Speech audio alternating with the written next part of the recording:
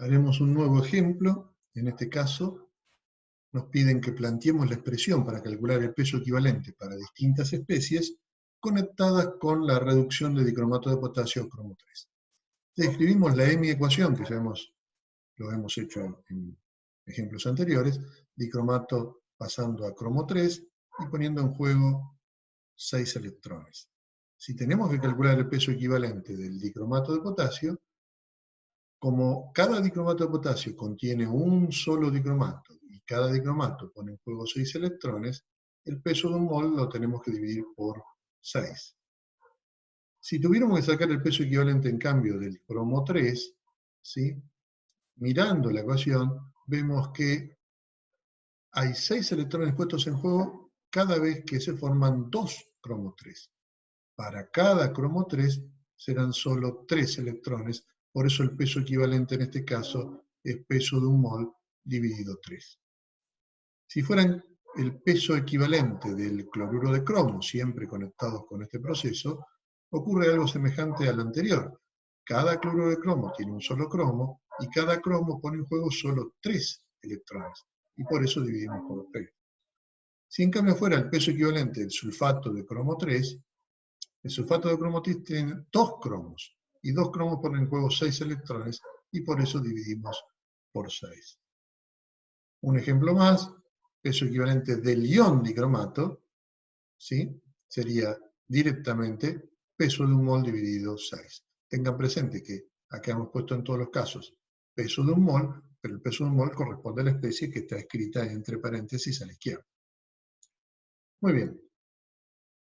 Un ejemplo ya de un proceso más completo es este que tenemos acá. Calcula los equivalentes y la masa de oxígeno obtenidos cuando se mezclan 250 mililitros de solución de dicromato de potasio, 0,160 molar, en un medio de ácido sulfúrico, con 200 mililitros de una solución de agua oxigenada, 5% peso en volumen. Calcula también la concentración molar y normal de cromo 3 en la solución final.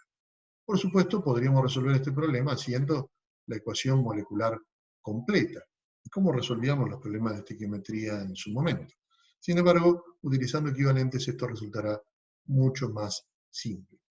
En primer lugar, calculamos los moles que se han mezclado de dicromato de potasio. Para eso usamos esta regla de 3. Como la solución era 0,160 molar, significa que en 1000 mililitros hay 0,160 moles, y en los 250 mililitros que hemos mezclado hay esta cantidad de moles de dicromato de potasio. Calculamos también la masa de agua oxigenada que se ha mezclado. Como la solución es 5% peso en volumen, significa que hay 5 gramos de agua oxigenada en 100 mililitros, en los 200 mililitros habrá 10 gramos de agua oxigenada. Si decidimos trabajar con equivalentes, tendremos que conocer cuántos electrones pone en juego. En el caso del dicromato lo hemos hecho muchas veces. Sabemos que el peso equivalente del dicromato de potasio es peso molecular, peso de un mol, dividido 6. Así que no es necesario calcularlo en este caso porque tenemos los moles y basta para pasarlo a equivalentes saber por cuánto hay que dividir. Ese numerito por el que dividimos indica cuántos equivalentes hay en un mol. Si en un mol hay 6 equivalentes, en los 0,040 moles que están en el volumen agregado, habrá 0,24 equivalentes. En el caso de la agua oxigenada, la ecuación es esta, no está balanceada, no lo necesitamos, alcanza con varios electrones, para plantear que el peso equivalente es peso de un mol dividido 2, pero en este caso necesitamos el valor, porque tenemos que transformar una masa en equivalentes. Si 17 gramos es un equivalente de agua oxigenada, los 10 gramos serán 0,59 equivalente de agua oxigenada. Estos 10 gramos serán los que estaban en el volumen que mezclamos de solución. De ese modo tenemos 0,59 equivalentes de agua oxigenada mezclados con 0,24 equivalentes de dicromato de potasio. La ventaja de usar equivalentes es que directamente el que está en menor cantidad es el que está en defecto.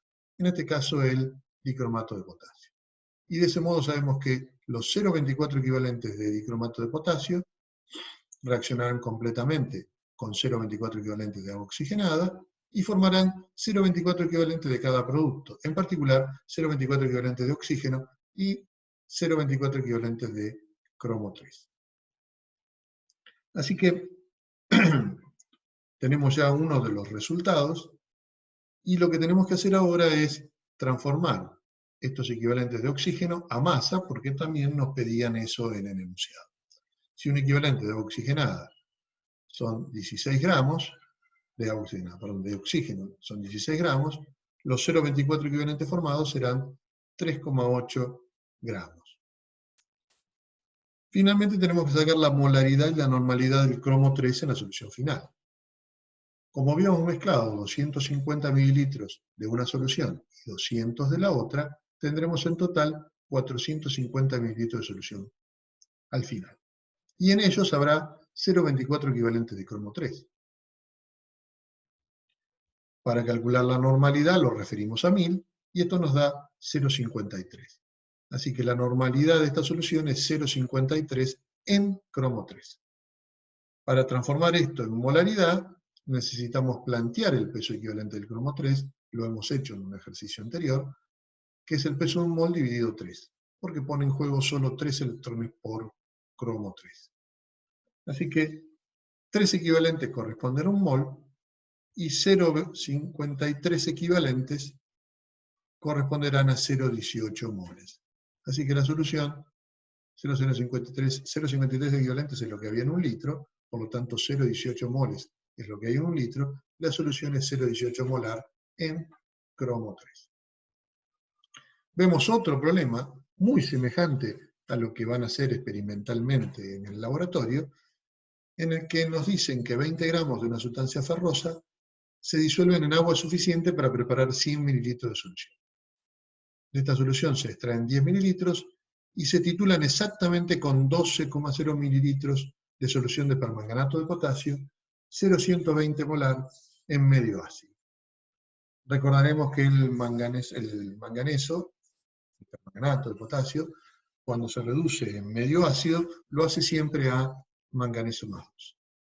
Entonces nos piden que con estos datos calculemos el peso equivalente de la sustancia ferrosa que teníamos originalmente y que después decidamos cuál podría haber sido de las que están en esta lista.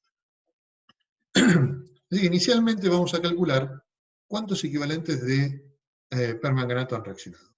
Para eso primero averiguamos los moles. A partir de la molaridad podemos plantear esta relación y en los 12 mililitros que reaccionaron en la titulación tendremos este número de moles. Lo transformamos en equivalentes. Para eso debemos recordar que el permanganato se transforma a manganeso más 2 y pone en juego 5 electrones, ya lo hemos visto previamente, por lo cual el peso equivalente es peso de un mol dividido 5, y en un mol tendremos 5 equivalentes en la cantidad de moles que habíamos calculado acá, nos corresponderá esta cantidad de equivalentes. Si reaccionaron 0,0072 equivalentes de permanganato, es porque también había 0,0072 equivalentes de la sal ferrosa en los 10 mililitros que titulamos. Vamos a averiguar cuál es la masa de sal ferrosa en esos 10 mililitros. Partimos del dato original que nos decía que había 20 gramos de sal ferrosa en 100 mililitros, en 10 habrá 2,0. Así que esta masa de sal ferrosa tiene que ser exactamente igual a los 0,0072 equivalentes.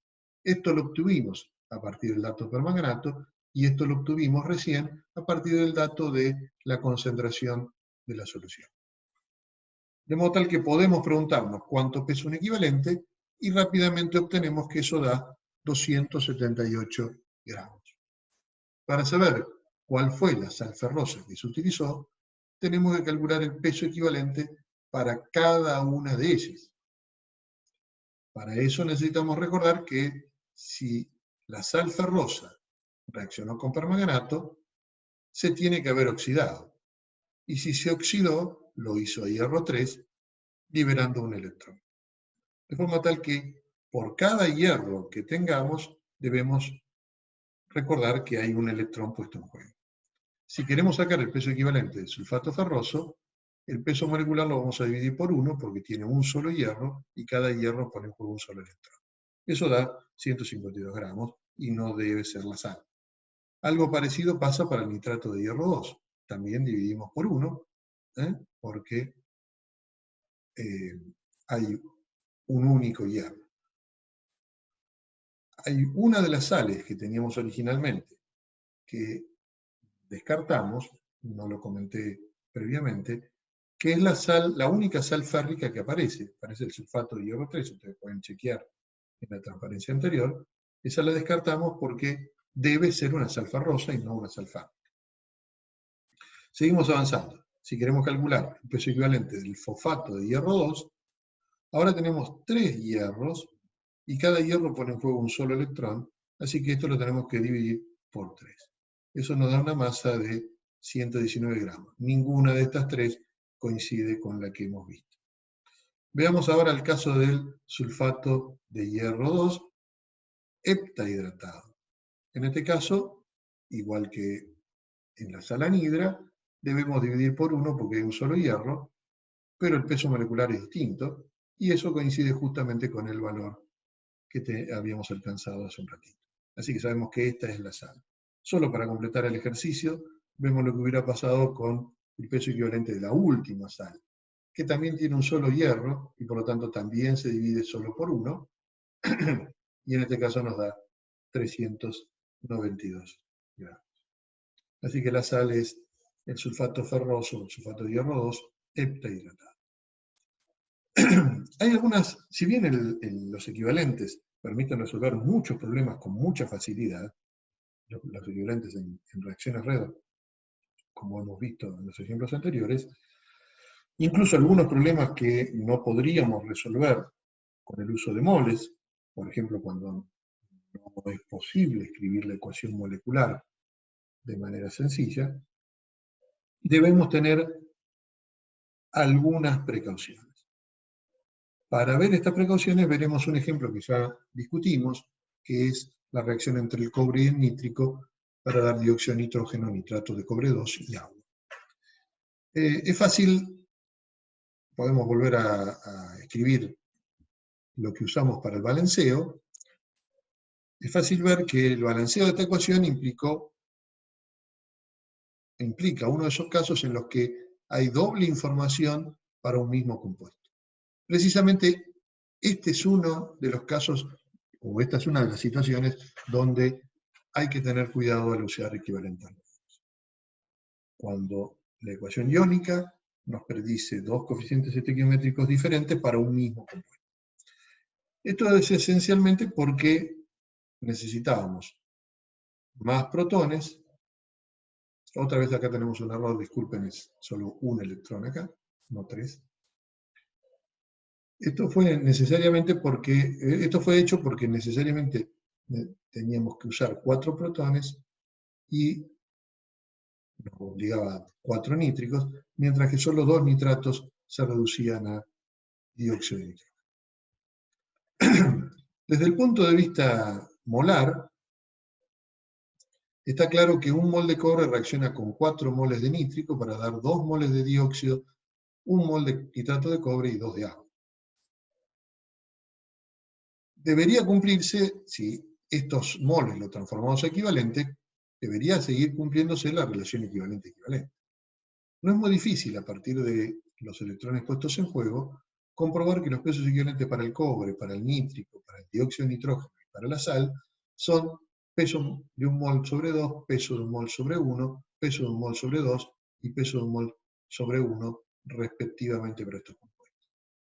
Teniendo en cuenta la relación de moles, si usamos esta información, nos quedarían que 2 equivalentes de cobre, que es un mol, reaccionan con 4 equivalentes de ácido nítrico. ¿Por qué 4? Cada mol es igual a un equivalente, porque el peso equivalente es peso de un mol dividido 1, y como acá tengo un 4, nos quedarían 4 equivalentes. Para dar 2 de dióxido de nitrógeno y 2 de sal. O sea que tenemos un problema, no se cumple la relación equivalente-equivalente que veníamos utilizando sin mayores precauciones previamente.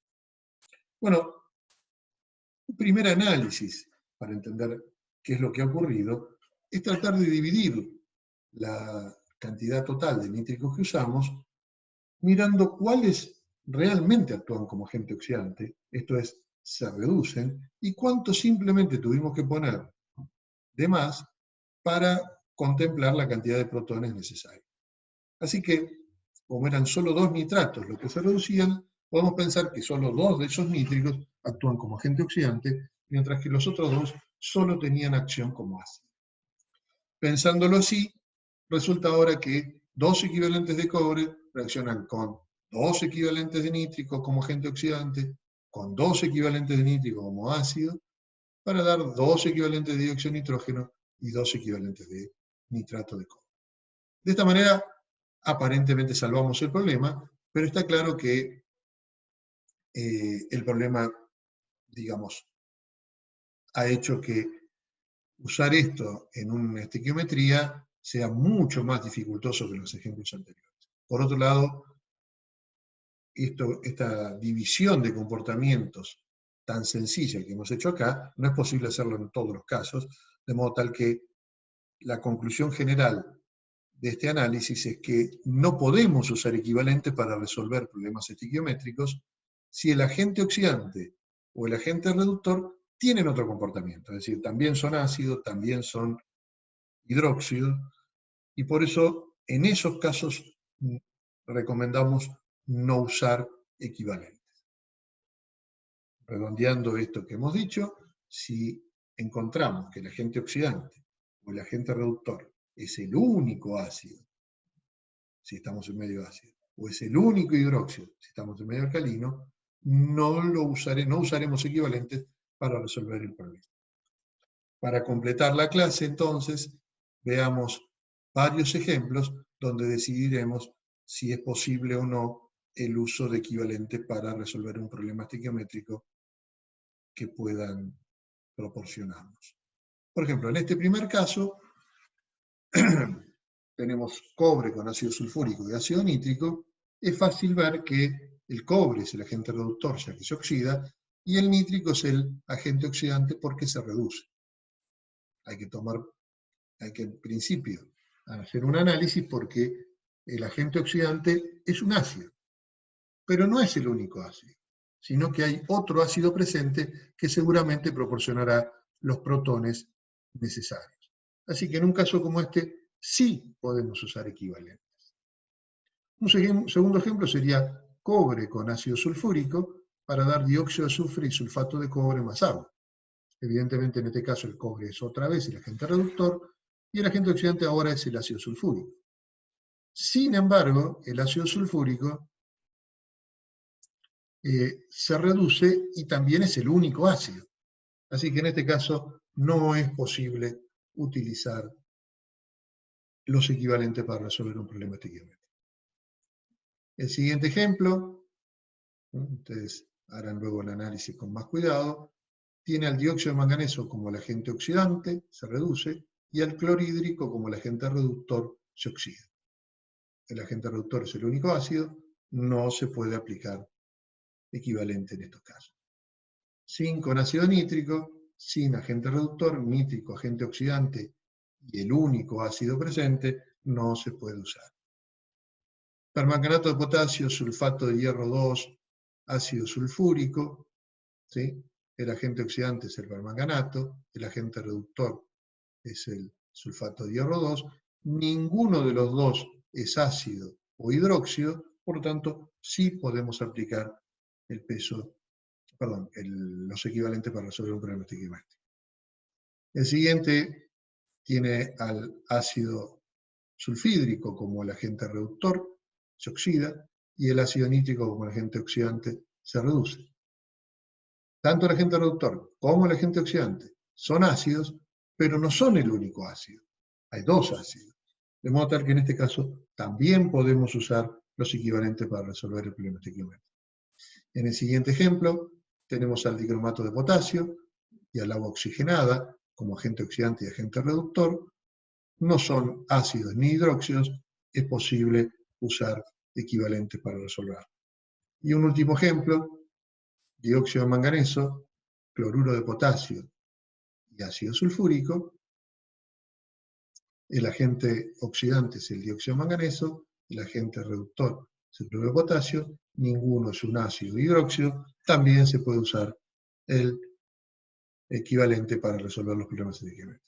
Y con esto completamos nuestro ejemplo. Tenemos el permanganato de potasio con el hidróxido de potasio, ¿sí? Acá el agente oxidante es el permanganato, el agente reductor es el hidróxido, y el agente reductor es el único hidróxido presente, por lo tanto no es posible utilizarlo. Con esto completamos la clase.